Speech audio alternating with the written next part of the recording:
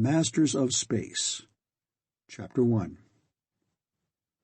"But didn't you feel anything, Javo?" Strain was apparent in every line of Tula's taut, bare body. "Nothing at all?" "Nothing whatever." The one called Javo relaxed from his rigid concentration.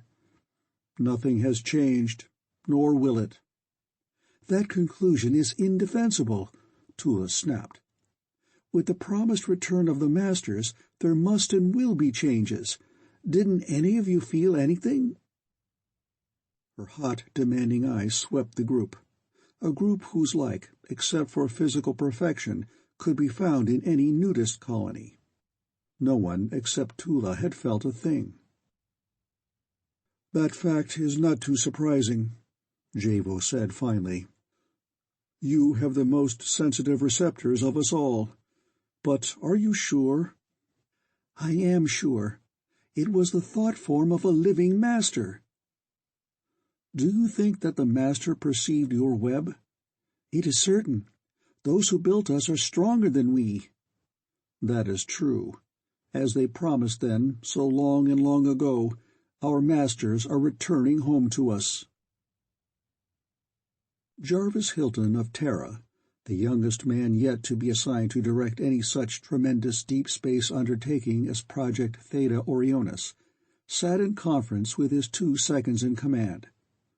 Assistant Director Sandra Cummings, analyst, synthesist, and sementician, was tall, blond, and svelte.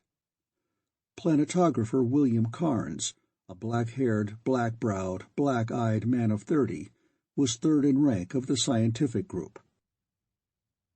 "I'm telling you, Jarv, you can't have it both ways," Carnes declared. "Captain Sawtelle is old-school Navy brass. He goes strictly by the book. So you've got to draw a razor-sharp line, exactly where the advisory board's directive puts it. And next time he sticks his ugly puss across that line, kick his face in. You've been Casper Milquetoast, too, ever since we left base." "That's the way it looks to you?" Hilton's right hand became a fist. "The man has age, experience, and ability. I've been trying to meet him on a ground of courtesy and decency." "Exactly, and he doesn't recognize the existence of either. And since the board rammed you down his throat, instead of giving him old Jeffers, you needn't expect him to." "You may be right, Bill. What do you think, Dr. Cummings?" The girl said, "Bill's right. Also, your constant appeasement isn't doing the morale of the whole scientific group a bit of good."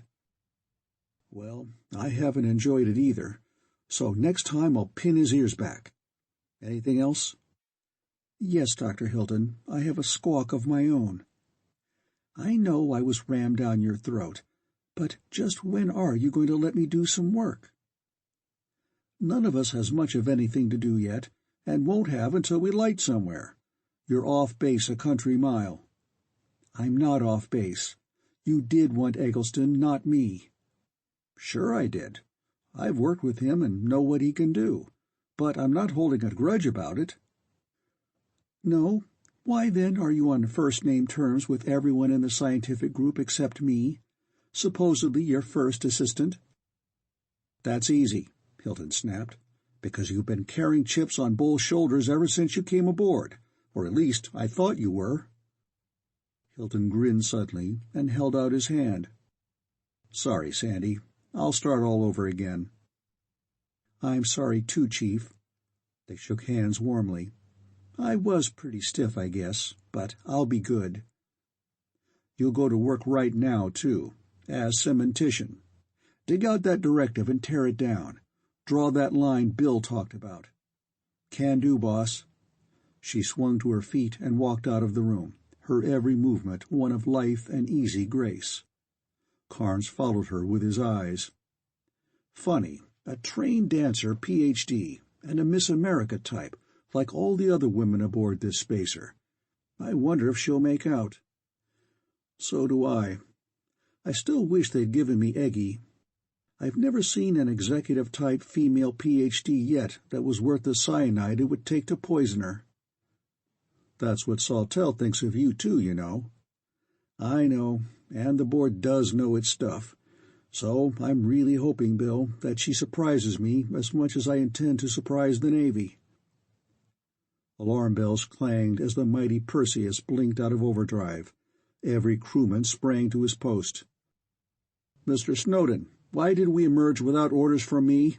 Captain Sawtelle bellowed, storming into the control room 3 jumps behind Hilton. "The automatics took control, sir," he said quietly. "Automatics? I give the orders." "In this case, Captain Sawtelle, you don't," Hilton said. Eyes locked and held. To Sawtelle, this was a new and strange co-commander. "I would suggest that we discuss this matter in private."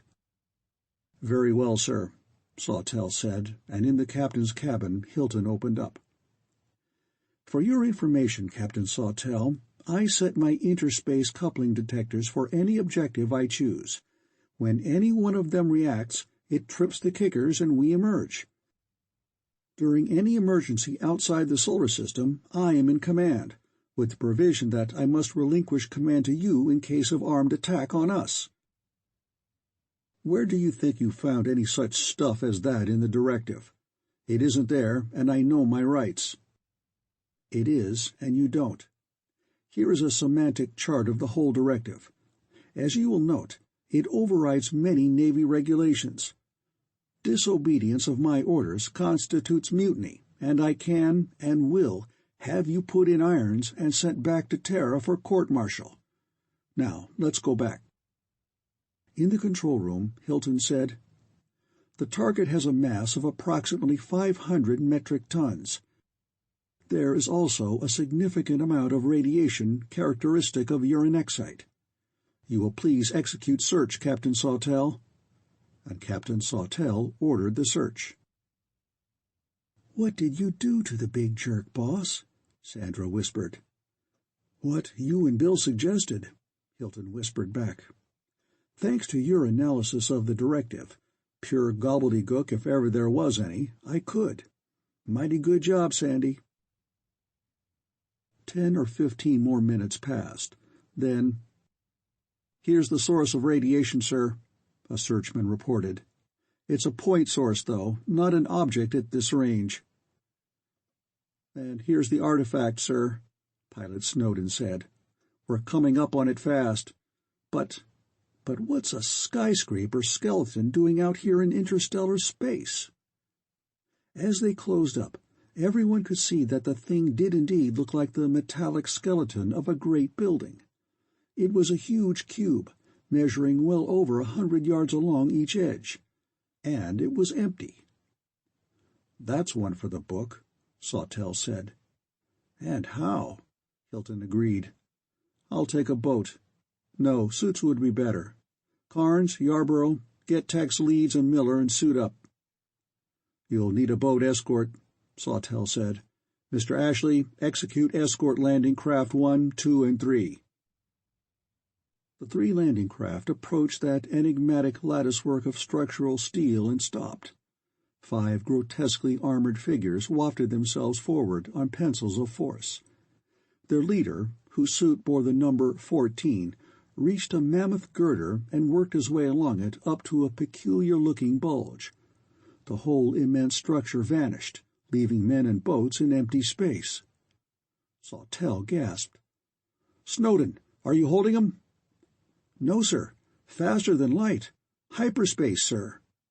"Mr. Ashby, did you have your interspace rig set?" "No, sir. I didn't think of it, sir." "Dr. Cummings, why weren't yours out?" "I didn't think of such a thing either, any more than you did," Sandra said. Ashby, the communications officer, had been working the radio. "No reply from anyone, sir," he reported. "Oh, no," Sandra exclaimed. "But then, look, they're firing pistols, especially the one wearing number 14.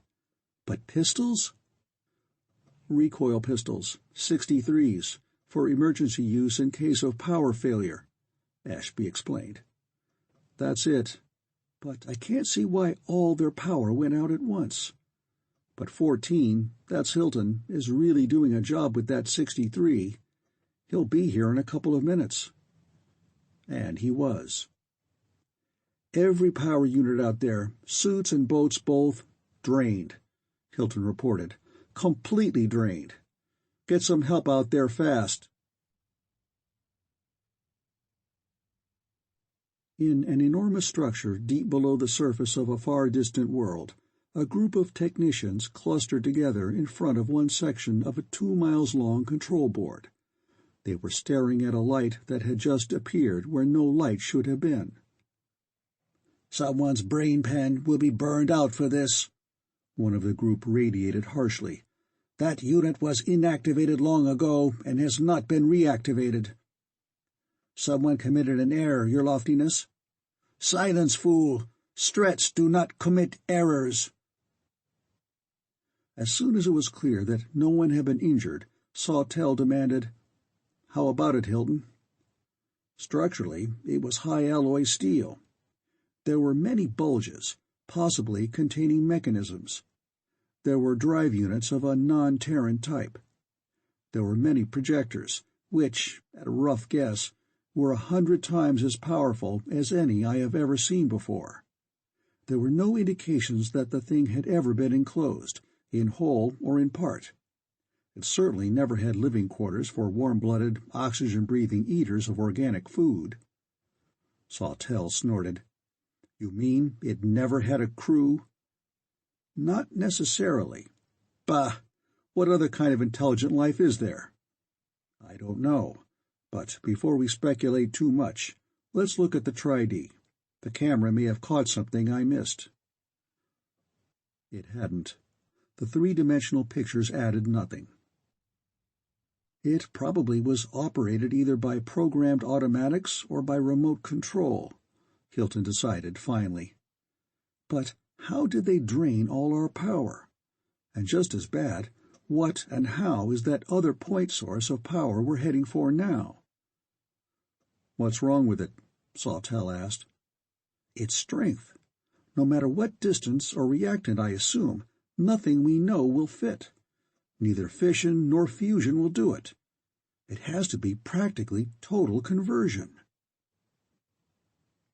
End of Chapter 1.